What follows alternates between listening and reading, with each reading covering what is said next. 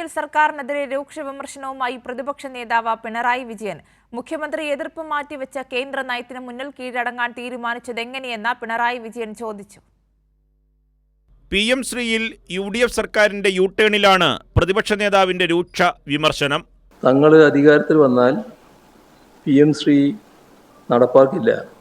മാത്രമല്ല, ചിലർ പറഞ്ഞു അത് അറബിക്കടലിൽ ഒഴുക്കും. അങ്ങനെയെല്ലാമുള്ള അവകാശവാദങ്ങളാണ് അന്ന് UDF നേതാക്കൾ പുറപ്പെടുവിച്ചിരുന്നത്.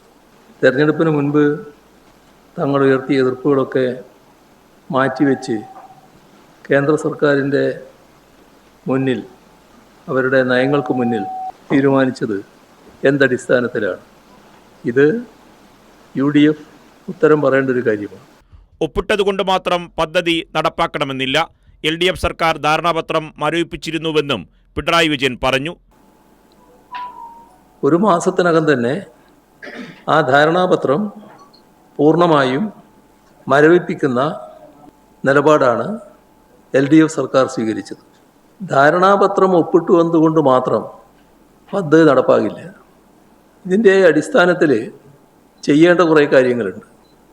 അത് സംസ്ഥാന തലത്തിലും ജില്ലാ തലത്തിലും മോണിറ്ററിംഗ് കമ്മിറ്റികൾ രൂപീകരിക്കണം.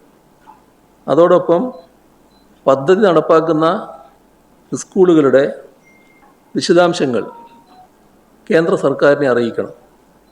ഇവിടെ കാണേണ്ട ഒരു കാര്യം, ഈ ധാരണാപത്രം ഒപ്പിട്ടതിന് ശേഷം അത്തരത്തിലുള്ള ഒരു നടപടിയും സ്വീകരിച്ചിട്ടില്ല, ഒരു കമ്മിറ്റിയും രൂപീകരിച്ചിട്ടുമില്ല.